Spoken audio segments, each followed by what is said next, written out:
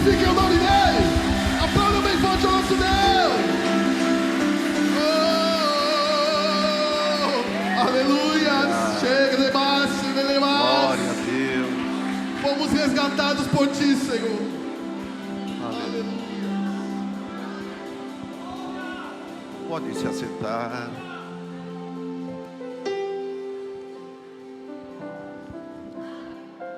Esse momento é um momento muito importante. Eu quero que você esteja atento.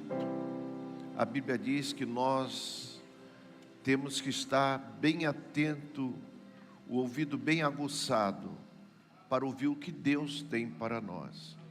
Eu quero convidar aqui o pastor Valdeir, meu amigo. Pastor Valdeir, ele é pastor sênior da Assembleia de Deus de Missões, um amigão. É uma pessoa, quando eu falei para ele, pô, vem pregar na ceia aí, ele deixou tudo lá, deixou o filho dele tomando conta da igreja e ele veio aqui. Valdeir, fica à vontade. Cumprimento a todos com a paz do Senhor.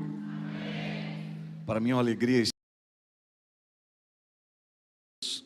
E eu falo que só o pastor Antônio Carlos mesmo, para me tirar de um domingo lá da nossa igreja. O pastor Natanael falou, pai, só o pastor Antônio Carlos mesmo para fazer isso. Mas a amizade faz essas coisas, da gente poder muitas vezes deixar a congregação, deixar a igreja e estar com um amigo, tá? E eu quero muito louvar a Deus por esta oportunidade. Eu quero louvar a Deus aqui hoje pela pastora Helena Maria, essa mulher de Deus que é uma referência para o Ministério de Mulheres aqui no Litoral. Também a pastora Tatiana, amém? E também pelo pastor Marivaldo, seu esposo, Marivaldo, e pastor Felipe, que não está aqui hoje, né? Mas com certeza uma alegria poder revê-lo e dizer, estive lá com teu pai no domingo, hein? Amém? Quem veio adorar o Senhor nesta noite?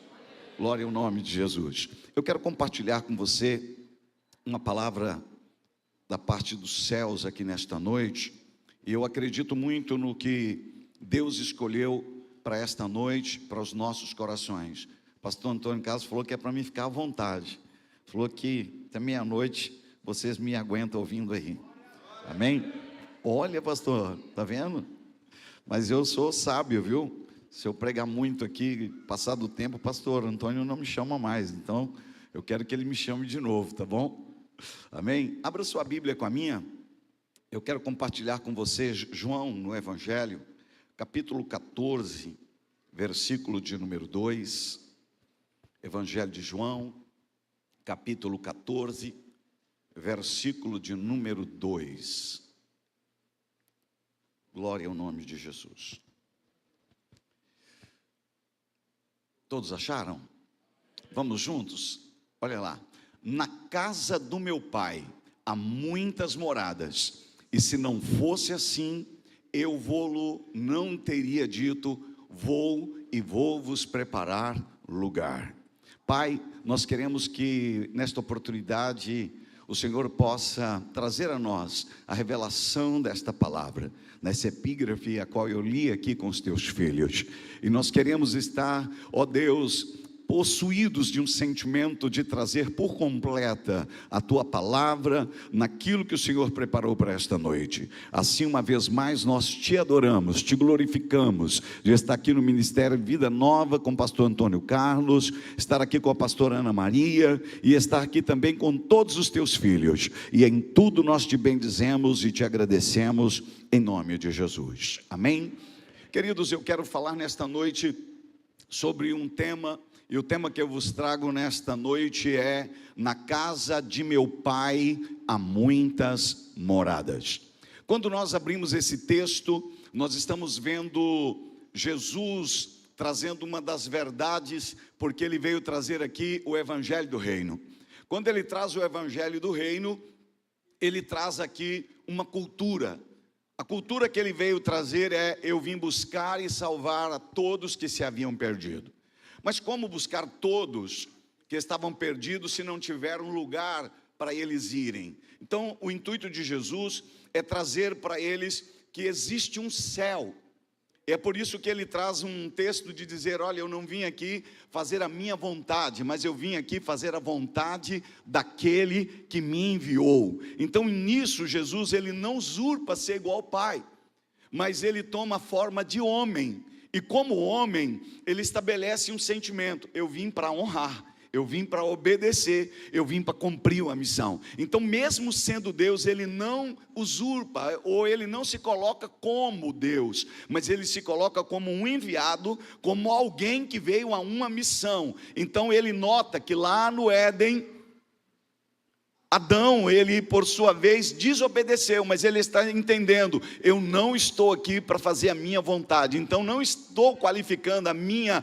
desobediência, mas eu estou aqui para fazer a vontade daquele a qual eu estou aqui para fazer o seu propósito. Então Jesus, ele se coloca na forma de um servo obediente, e nessa condição ele está dizendo: olha, eu estou falando de algo para vocês que ninguém desceu de lá para falar, ninguém foi ao céu a não ser aquele que desce, porque Isaías capítulo 9, versículo 6, Isaías está falando assim, que Deus deu a nós um menino. Deus permitiu que aqui nascesse um menino, e o nome desse menino é Jesus. Mas ele está falando que um filho ele nos deu. Então tente imaginar Jesus como homem, mas inserido nele o Cristo. Deu para pegar ou não? Deu para pegar? Uma coisa é você estar inserido como homem, outra coisa é o Cristo estar inserido em você. Então o intuito que faz Jesus estar aqui para cumprir uma missão é ele entender: eu vim aqui e eu sei o propósito. Então quando você sabe o motivo de você estar aqui, você vai entender que existe um plano, existe um propósito. E nisso eu quero te afirmar uma coisa: o céu é uma realidade, o céu é uma verdade.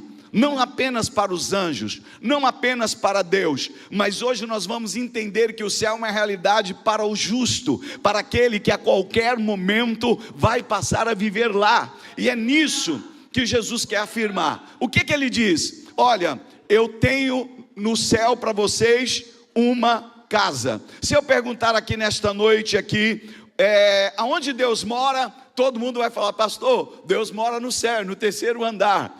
E se eu perguntar, quem aqui tem uma casa, sendo ela própria ou alugada, quem aqui tem uma casa? Significa que se você tem uma casa, você tem uma? Quem aqui tem uma morada? Lá na sua casa tem uma morada. Quando Jesus, ele está falando, ele está trazendo uma verdade, e a verdade dele é: a casa de meu pai é diferente das vossas. Porque na minha casa eu só tenho uma morada. Mas ele está falando: mas na casa de meu pai há muitas moradas. Isso significa o quê? Que lá no céu tem espaço para todo aquele que crer no plano de Jesus, a todo aquele que confessar que Jesus é o Senhor da sua vida, a todo aquele que ter o nome inserido lá. Então ele está afirmando aqui: na casa de meu pai há muitas moradas. E se não fosse assim, eu não vos teria dito: eu vou e vou vos prepararei lugar. Então o intuito aqui de Jesus é trazer uma noção que existe uma vida após esta. Nessa questão nós vamos ver aqui, queridos, no Salmo 46. Veja o sentido do Salmo 46. Quero compartilhar com você isso. Quando Jesus está falando no Salmo 46, ele está falando sobre o Deus que é o nosso refúgio, o Deus que é a nossa fortaleza, o Deus que é o nosso socorro em momento de angústia. Quando Jesus está falando isso aqui, ele está falando de um sentido profético. Ele está falando no quesito de afirmar que haveria um período, que é o período que nós estamos vivendo hoje. Que período é esse? Nós estamos vivendo um período de dor, um período de terremotos, um período de guerra, um período de aflições que tem assolado as nossas vidas. E todo instante nós estamos escutando isso.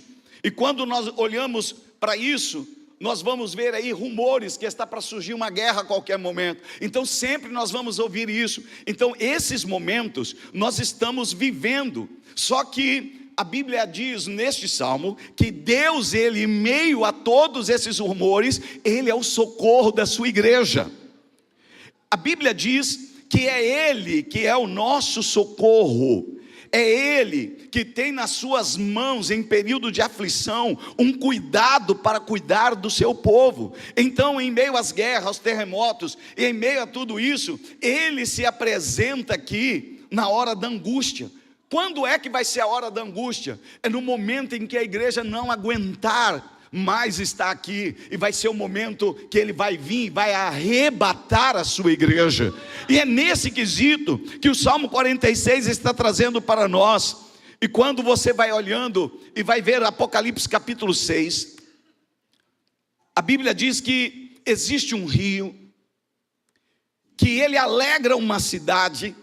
Essa cidade não é na terra, e a Bíblia diz que ele alegra a cidade de Deus. Quando nós olhamos para isso, nós vamos ver que é Ele que faz cessar as guerras. Pastor, quando é que esse ato profético do Salmo 46 vai acontecer? Vai ser quando a igreja não estiver aqui, já passou esse período mileniar, e quando for o período do Amargedon, é Deus que vai falar: ó, chega, eu faço cessar as guerras. E quando Ele findar as guerras, queridos, nós vamos viver então um plano que se chama-se eternidade. Quando nós falamos da eternidade, nós vamos ver que existe algo que Deus está dizendo: aquietai-vos. Quando Ele está dizendo aquietai, é importante nós compreender que quando Deus manda nós ficarmos quietos, é para a gente compreender que existe um Deus cuidando de tudo, que existe um Deus no controle de tudo. Apocalipse 21, versículo 2. João, ele tem uma das visões mais lindas. João é diferente de Paulo, né? Porque João, ele quis, da forma que ele entendeu, ele falou: eu vou explicar para vocês o que eu vi.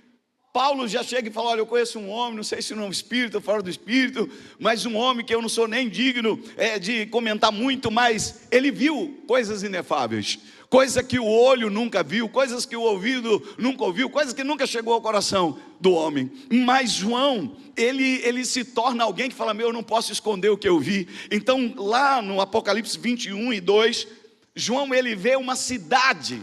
Não é uma cidade qualquer, ele vê uma cidade santa. E a Bíblia diz que quando ele vê, ele fala que ela é ataviada como noiva. Somente os casados sabem aqui. O irmão ali deve ser casado, porque já levantou a mão, né? Tá se preparando ainda ou já casou? Ah, já está casado, então você sabe do que eu estou falando. Somente os casados podem levantar a mão e glorificar a Deus, porque só os casados sabem o que é, pastor Antônio, a gente chegar no dia da noiva, no dia em que a noiva, ela está chegando, a gente chega primeiro, a noiva chega depois, e quando a gente bate o olho, a gente fala: meu Deus, ela é mais bonita do que eu vi ela pela primeira vez. Queridos, João, ele está vendo essa cidade pronta. Sabe quem é que essa cidade está aguardando? Eu queria que você olhasse para a pessoa que está do teu lado e diga assim: olha, esta cidade está aguardando a gente chegar lá.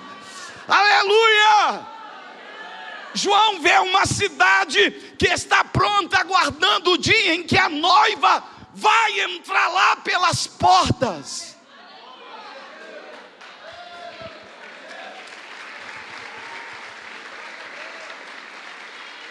É por isso que neste mundo nós temos angústias, é por isso que nós temos aflição, porque o prêmio que nos espera, a coroa que nos espera, é muito maior do que tudo que está aqui nesse plano efêmero. Quando nós olhamos para isso, queridos, nós vamos ver que essa cidade, ela é grande.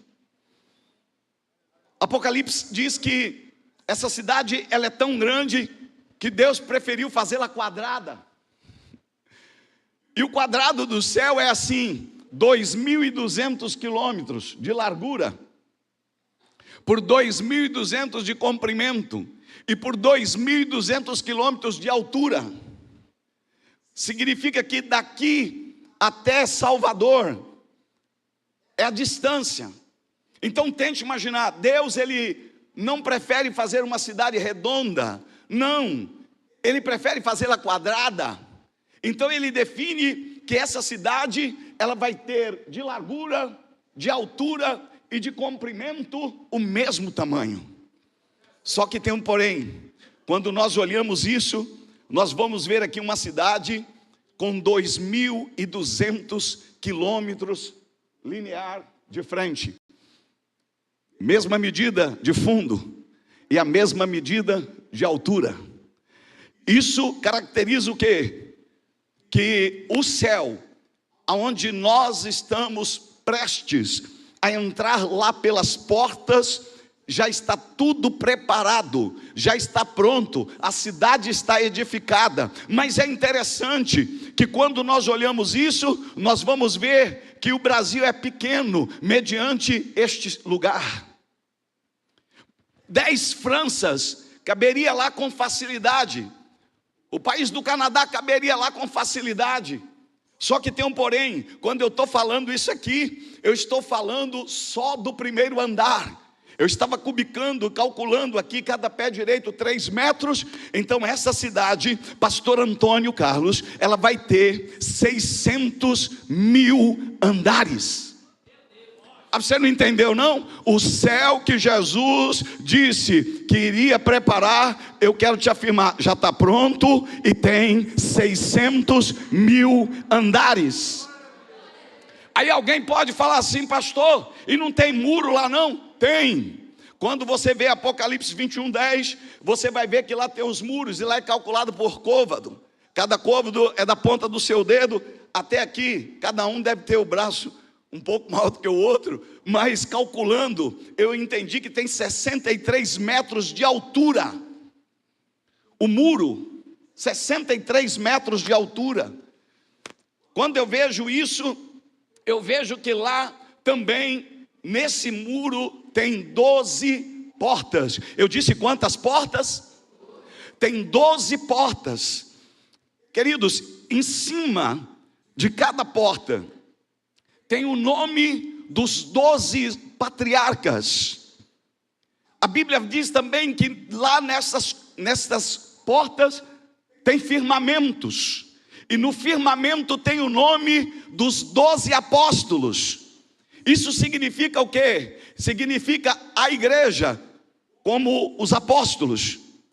Significa os 12 patriarcas, os homens que conseguiram entrar na galeria como homens que venceram, eles vão simbolizar a Israel. Então no céu só tem vaga para 2 tipos de pessoas: o novo Israel e a igreja do Senhor. Quando eu olho para estas questões, eu vejo que as ruas do céu, elas vão ter um estágio aspiral. Quem já viu aqui, quando você sobe numa escada que ela é em aspiral, o céu vai ser desse jeito. E talvez você me fale, pastor, você vai ter 600 andares, imagina eu entrar num elevador que tem 600 botões para mim chegar até o último andar. Mas eu tenho uma notícia para te dizer: o céu, você não vai ficar preocupado com isso, porque no céu os crentes voarão como voam as águias. Eles correrão e não se cansarão e não se fadigarão. Significa o quê? Eu quero ir lá na cobertura agora. Meu irmão, vai voando. Quando nós olhamos, nós vamos voar como águias. Eu vejo em Apocalipse 21:12 que lá existem ali, irmãos, 12 portas. Eu vejo ali 12 portas, 3 portas para o sul, 3 para o norte, 3 para o leste, 3 para o oeste, 12 portas. Isso significa o quê? Que quando chegar o dia do arrebatamento da igreja, no tocar da última trombeta, quando nós ouvirmos o soar da última trombeta, vai acontecer uma coisa: a porta do céu, que Apocalipse diz no versículo mais adiante, que eu vou mostrar para vocês, que diz que lá não haverá noite, então a porta não se fecha. Então sabe o que vai acontecer? As portas estão abertas para o norte. Os irmãos do norte que forem arrebatados vão direto entrando pelos portais, pela porta do norte. Os irmãos do sul no arrebatamento vão entrar pelas portas do sul. Os irmãos do leste vão entrar pela porta do leste. Os irmãos do oeste vão entrar pela porta do oeste, deparando com os nomes dos patriarcas, entrando e vendo os nomes dos apóstolos que venceram, porque levaram essa preciosa mensagem. Quando nós olhamos isso, nós vamos ver, irmãos, que no céu não haverá guardas. Você pode perguntar, mas pastor, como que no céu não vai ter guardas? Por que é que os anjos ficam na porta então? Os anjos, meu irmão, eles são anfitriões. Os anjos são recepcionistas, porque quem eles estão para receber ali não é qualquer pessoa. A Bíblia diz que quando nós chegarmos no céu, quando nós deixarmos esse corpo corruptível e vivermos o incorruptível, deixarmos a mortalidade para viver o imortal, quando nós entrarmos e chegarmos na entrada, vai estar na tua mão uma pedra. Nessa pedra vai estar o seu novo nome. Então no céu só vai entrar quem está convidado. No céu só vai entrar os lavados. No céu só vai entrar os remidos. No céu só vai entrar quem tem o nome escrito lá. Então eis aqui a verdade que não me deixa calar. O muro é de jaspe. Quando eu vejo esse jaspe, eu vejo um jaspe verde e eu vejo um jaspe transparente. Significa que lá no céu o ouro não é igual ao nosso, porque o nosso ouro tem impureza. O ouro do céu, ele é puro e ao mesmo instante é transparente. Lá no céu não haverá nada encoberto. Lá no céu haverá uma transparência na totalidade. Por quê? Porque Deus é quem vai iluminar esta cidade e não haverá sombra, não haverá pontos obscuros, porque a claridade da glória de Deus tem que clarear aquele ambiente. Quando nós olhamos, a Bíblia diz que o Cordeiro vai iluminar esta cidade. Quando eu fico imaginando isso, eu fico imaginando que a alegria que vai ser de quando eu chegar lá e eu começar a ver o nome dos patriarcas, de eu entrar para dentro e eu começar a ver o nome dos apóstolos, homens que entregaram a sua vida, homens que morreram por causa da sua fé, homens que morreram por aquilo que eles acreditavam. E eu começo a ver agora, queridos, o momento em que eu estou lá no céu. E quando eu estou lá no céu, não sou eu que vou escolher a minha vizinhança, quem vai escolher é Deus. E quem sabe eu vou morar ao lado do apóstolo Paulo, e eu vou poder ter a alegria de chegar para ele e falar: aí Paulo, como é que foi o teu ministério? Como é que foi a forma que Deus te usou? Eu vou talvez estar lá com Elias, pastor Antônio, e eu perguntar algumas coisas para Elias. Talvez eu vou estar com Eliseu. Eu não sei com quem eu vou morar lá, mas tente imaginar que alegria de você estar lá com quem venceu. Quando eu olho isso, eu vejo que o céu é uma cidade.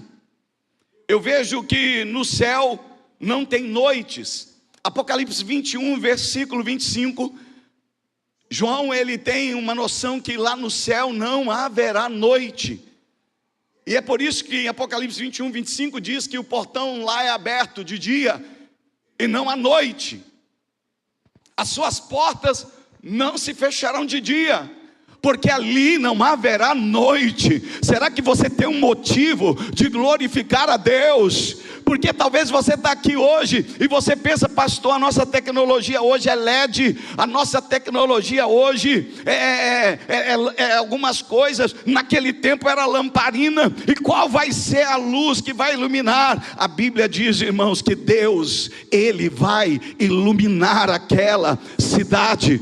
O sol não existirá mais. Aleluia! Quando nós notamos isso, nós vamos ver que Jesus aqui, Ele está trabalhando de uma forma tão extraordinária para querer trazer isso para que João pudesse compreender.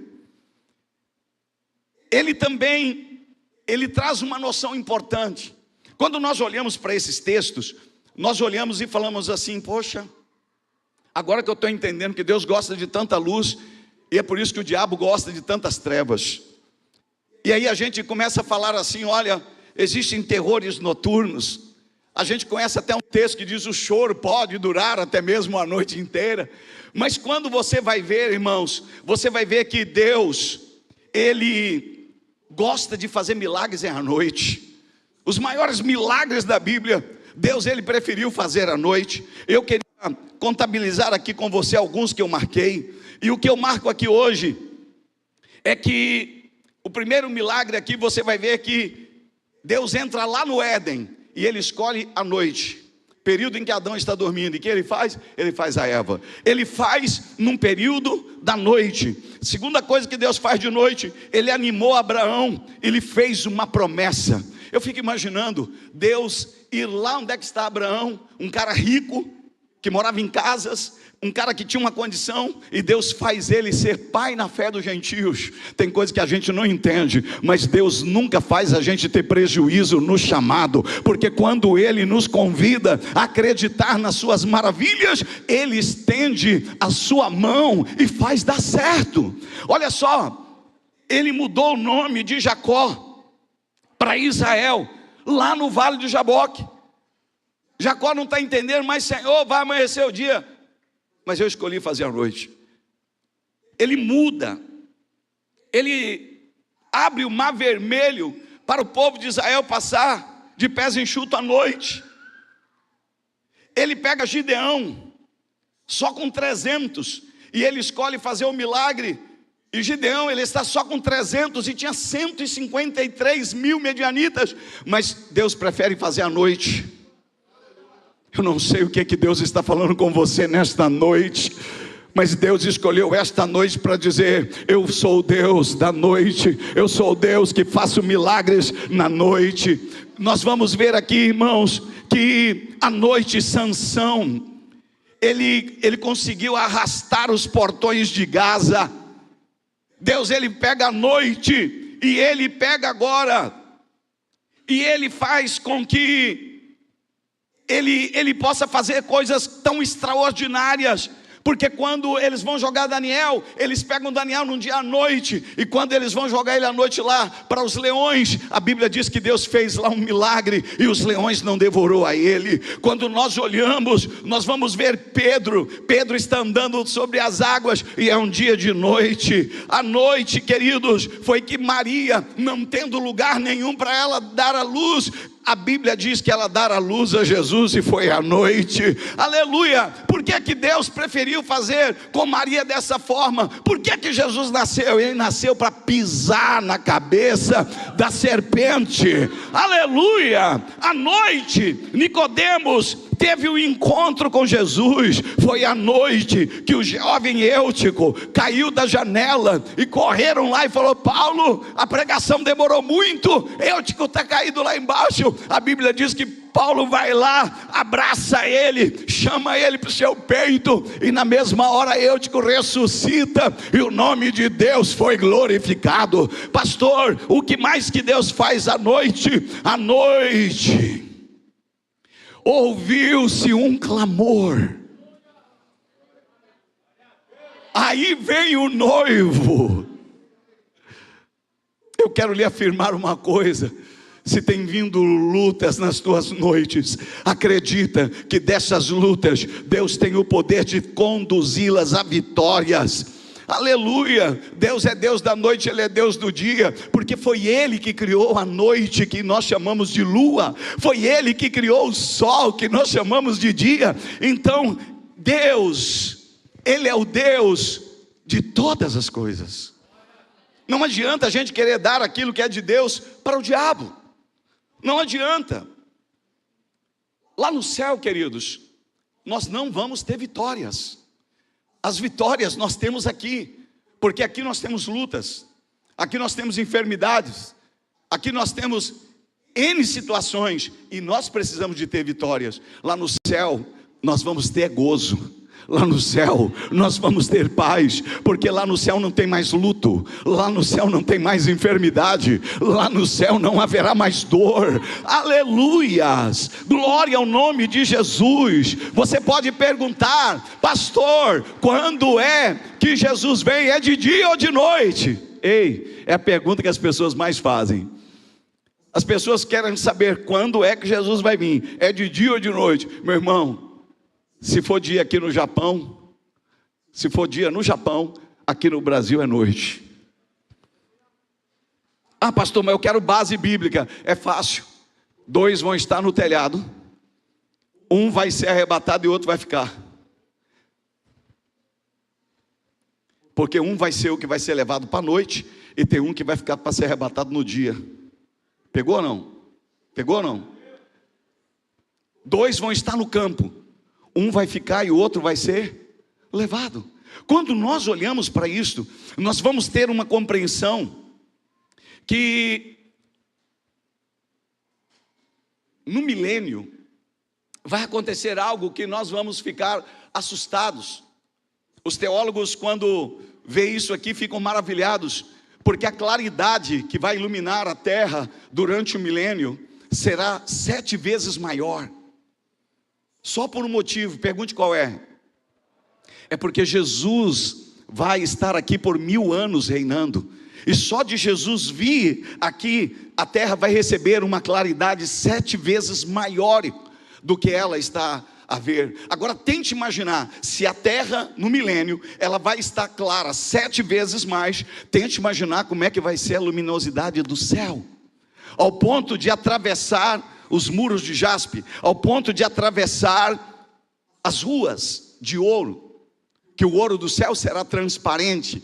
Quando nós olhamos para isso, nós vamos ver que lá no céu, como diz Apocalipse 21, 25, lá não haverá a questão da noite. Quando nós olhamos estas coisas, nós vamos ver que em nenhum momento haverá noite, em nenhum momento haverá sombras. E a verdade é que no céu os portões estarão abertos. Isso significa que a autoridade de Deus vai fazer com que você compreenda que Deus não vai precisar de pôr anjo lá para vigiar ladrão. Lá não haverá mais roubo. Não vai precisar. Os anjos só estarão ali para serem recepcionistas. Quando nós olhamos para estas questões, nós vamos ver aqui que lá no céu vai reinar a transparência. Quando nós olhamos isso, nós vamos ver que a cidade, ela já está pronta. Nós vamos ver que a morada já está pronta. Mas a Bíblia diz que Jesus falou: eu irei e vos prepararei lugar, para que aonde eu estiver, estejais vós também. Se eu pegar uma cadeira aqui, tem uma cadeira? Uma cadeira vazia? Isso, por favor. Isso, traz aqui uma cadeira. Temos essa cadeira, nós estamos vendo o que aqui? O que nós estamos vendo aqui? Nós estamos vendo o que? Vocês estão vendo uma cadeira ou estão vendo um lugar? Vocês estão vendo uma cadeira ou um lugar? Vocês estão vendo uma cadeira ou um lugar? O que vocês estão vendo? Ajuda eu aí, gente. Vocês estão vendo uma cadeira vazia? Jesus está vendo um lugar.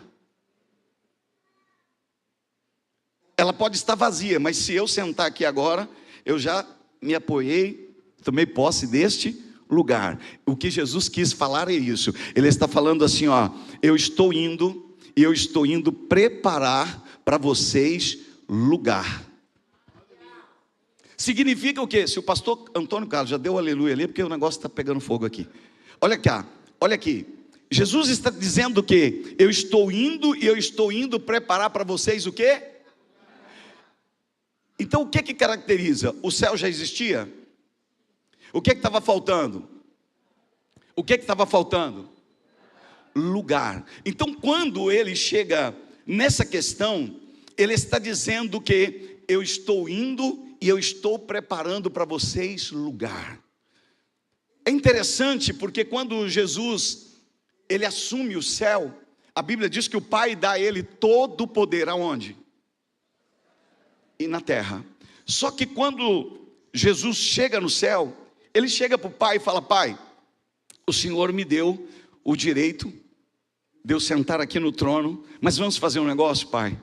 Eu fiz uma proposta para os que vencerem, e aos que vencerem, Pai, eu quero fazer o seguinte: eu quero que o Senhor permita que eles se assentem comigo no trono.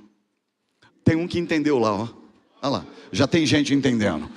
Ele está dizendo: Pai, eu disse para eles que eu iria preparar para eles lugar, para que aonde eu estivesse eles também. Só que tem um porém, Pai.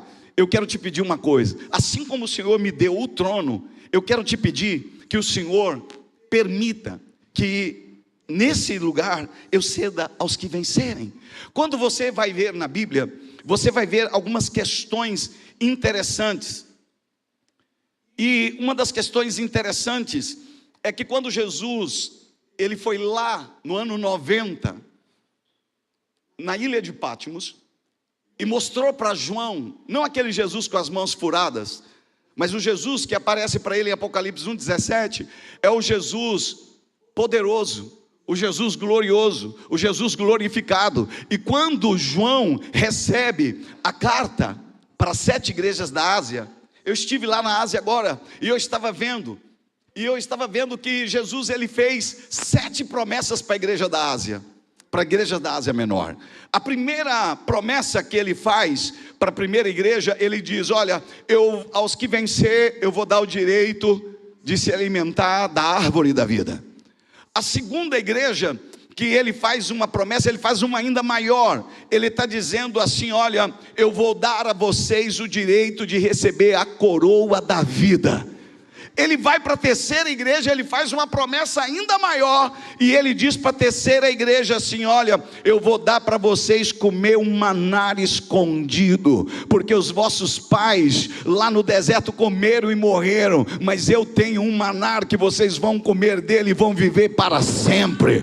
Ele faz uma quarta promessa, e a quarta promessa, ele está dizendo assim: olha, eu vou fazer de vocês lá no céu a estrela da manhã. Ele vai para a quinta igreja, ele diz assim: olha, eu vou dar para vocês uma promessa, porque quando vocês entrarem no céu, vocês vão receber vestes brancas. Ele vai para a sexta igreja lá de Filadélfia, e ele diz assim: olha, eu vi que vocês são pobres para muita gente, que vocês são uma pequena igreja, sem muita condição, e muita gente olha para vocês e vê vocês como quem não tem muito prestígio, mas só que eu vou fazer com vocês diferente. Vocês vencendo, eu vou fazer de vocês colunas.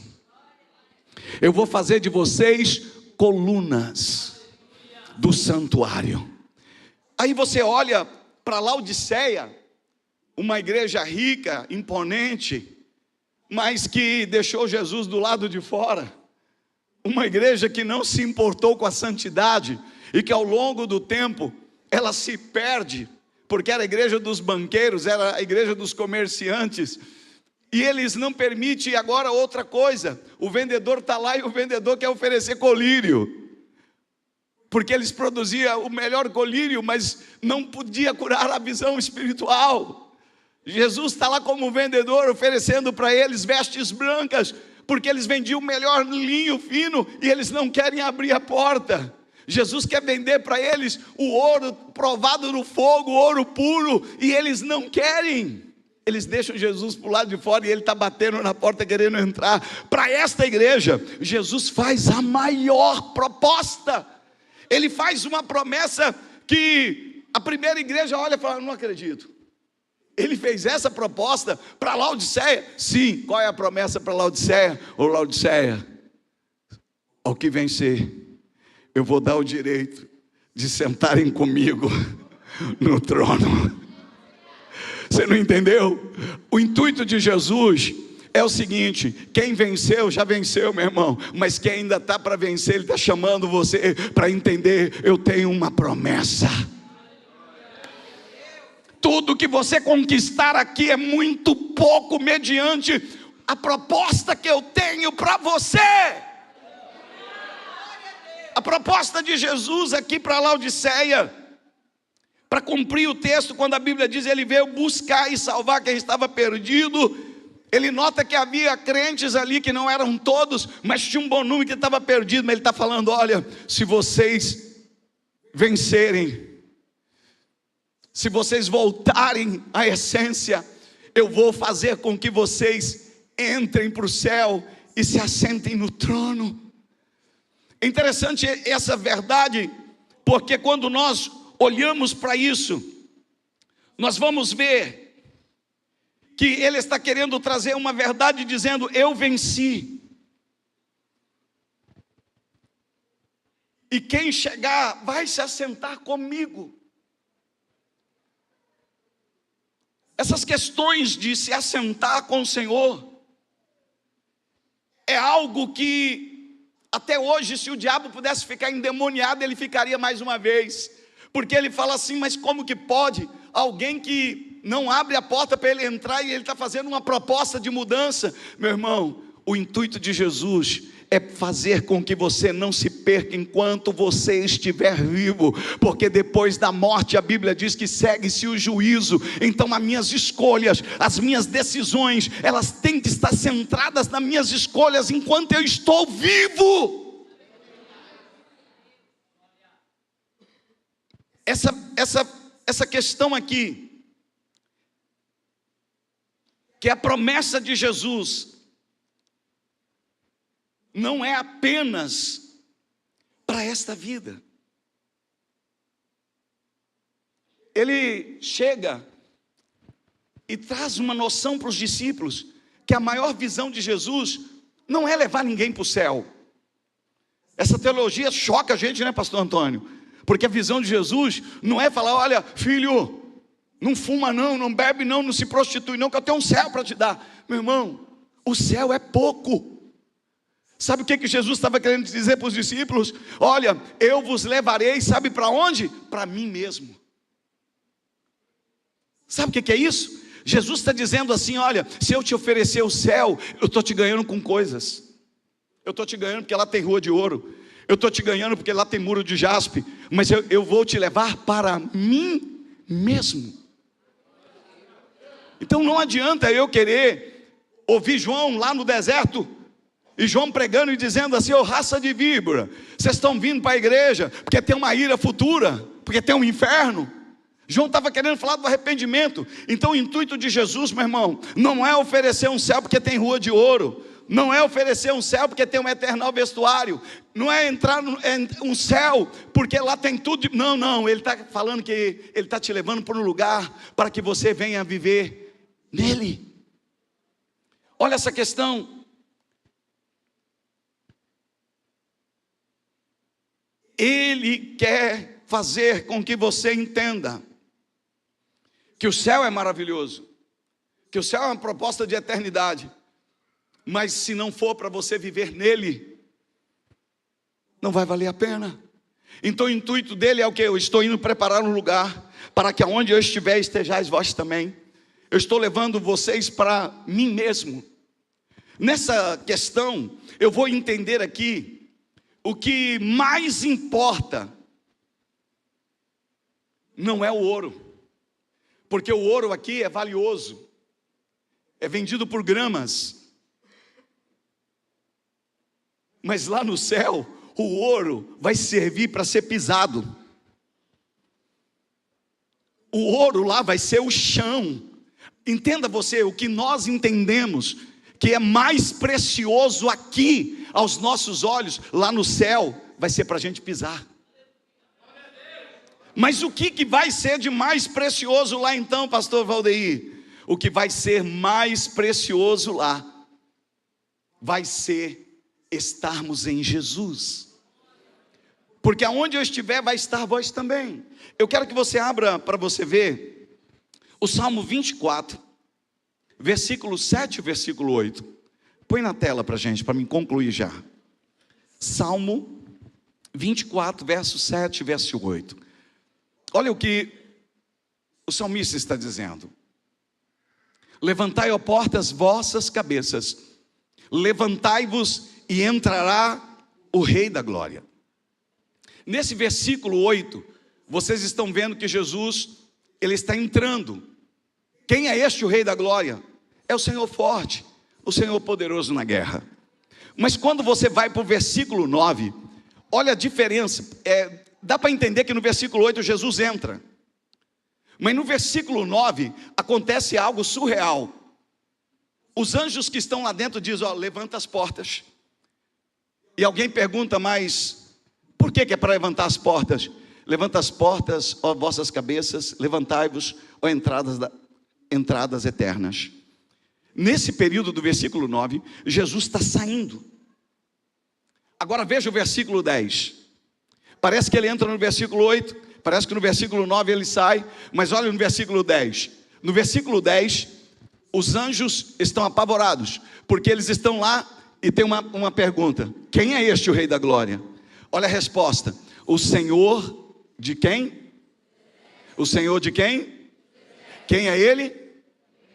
Então no versículo 10, Jesus está voltando, mas Ele não volta sozinho. Quem está vindo com Ele? Quem é o exército dele? A sua igreja. Nós somos a igreja, que quando Jesus entrar, nós entraremos com Ele, e entraremos para nunca mais sair. Viveremos ali a eternidade.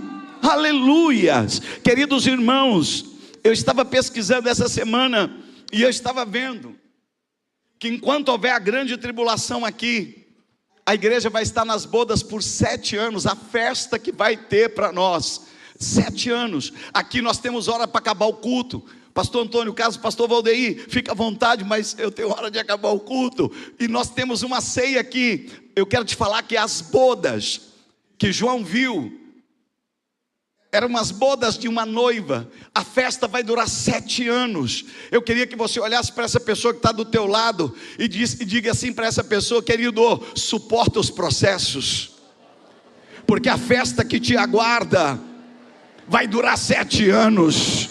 Aleluia! Suporta o processo, vida nova. Suporta o processo, porque o que nos aguarda é uma eternidade. Não é uma eternidade de sofrimento, é uma eternidade com Deus. Jesus não vai entrar sozinho, Ele vai ter um exército. Todos os povos de todas as línguas e nações. Eu quero te afirmar uma coisa: o céu já está pronto, o lugar já está pronto. Se você me perguntar assim: pastor, aonde é o céu? A resposta que eu tenho para dizer para você é que o céu é onde Jesus está. Tem muita gente aí dizendo: olha, o maior avivamento é aquele avivamento que a igreja entra lá dentro do céu. Mas eu estou compreendendo esses momentos que eu estou na presença de Deus, 50 anos servindo ao Senhor. Eu estou entendendo que o maior avivamento é quando o céu desce. Porque a Bíblia diz que lá no Éden, depois do período da inocência, quando o homem entrou na consciência, Deus não foi mais na casa do Adão.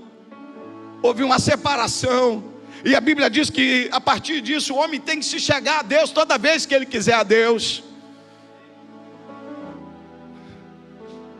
E é por isso que todas as vezes que a gente se chega a Deus com o coração quebrantado, todas as vezes que nós renunciamos tudo para servir a Deus, todas as vezes que a gente pega aqui a mão do pastor e: pastor, conta com a gente, eu estou aqui para servir, pastor. Você está se incluindo, querido, naquele que vai morar na eternidade com o Senhor. Eu quero só te dar uma notícia: tuas vestes já estão preparadas. Eu só quero te dar uma notícia: o teu eternal vestuário já está preparado, as ruas de ouro já estão prontas. Eu quero te dizer que eu não sei que andar você vai morar, se é no primeiro ou se é lá no último, mas eu quero te dizer que você vai ter asas e você vai voar. Haverá uma alegria tão grande em nós quando entrarmos lá pelas portas. Sabe por que o diabo luta contra a tua vida? Sabe por que o diabo a todo instante bate na tua porta para que você peque, para que você fale, para que você saia da presença de Deus? É porque ele sabe que para lá ele nunca vai poder passar nem perto, porque tem um lago de fogo esperando ele, tem um lugar de tormento esperando todo aquele que está com ele. Mas tem 2 vagas no céu. A primeira vaga é para a nação de Israel, a segunda vaga é para a igreja. Nós somos a igreja da última hora.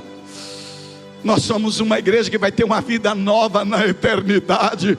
Aleluia! Eu quero te convidar neste momento a levantar a tua mão e acreditar que você está mais perto do céu do que você imagina. Eu quero liberar um ato profético aqui nesta noite e dizer que você não vai se perder ao ponto de não entrar lá. Você não vai ficar aqui para aguentar a grande tribulação. Tem um céu te aguardando, tem um céu te esperando.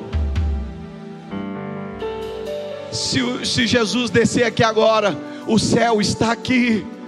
Nós temos autoridade para fazer. O céu está entre nós. E eu quero te convidar neste momento, onde você está. Se você puder ficar de pé, pode ficar, pastor. Se você pode ficar de pé, eu quero orar por você. Eu não sei como é que você entrou aqui hoje nesta santa ceia. Eu não sei como é que você veio de casa para cá hoje, mas eu estou acreditando que Deus escolheu essa noite de domingo, pontualmente nesse horário, 19h59, para te esclarecer uma coisa: o céu é realidade. Nós não sabemos qual vai ser a hora que a igreja vai partir, mas o lugar já está preparado, e o lugar não é outro. O lugar é junto com Jesus. Feche os teus olhos agora. Pastor, eu estou querendo aceitar Jesus. Pastor, eu estou aqui pela internet assistindo o culto, eu estou querendo Jesus. Como é que eu faço? Levante a tua mão, porque todo aquele que confessar a Jesus entre os homens será salvo. Tem alguém que ouviu Deus falar hoje no teu coração e você quer voltar para o Senhor? Levante a tua mão. Levante a mão e diga: eu quero, pastor, eu quero voltar a congregar. Tem alguém com a mão levantada? Quem está aceitando Jesus, vem aqui. Eu quero orar por você bem rápido. Se tiver alguém, venha. Venha. As pessoas que querem aceitar Jesus, porque o céu é uma realidade. Existe um céu te aguardando, existe uma porta te esperando. Pai, eu oro neste momento, eu libero, Senhor, sobre cada pessoa que está aqui, esta palavra. E esta palavra é tão verdadeira que eu sinto fogo vindo deste povo aqui para o altar. Eu sinto, Senhor, que o Senhor escolheu esta noite para dizer para nós que tudo está preparado. E tudo que nós precisamos entender, Senhor, é nós estarmos em Ti. Ora machuria la machandoro la machandaramas. Ora machuria cantora machandaramas. Eu posso sentir a Tua presença aqui nesta noite, Senhor. E eu sinto os quadrantes dessa igreja possuídos por esta esperança. Quem está possuído dessa esperança, levante a tua mão e libere o glória mais forte que você tem dentro de você. Oh, aleluia. Eu preguei para você, meu filho. Venha, enquanto o louvor canta, deixa eu orar por você.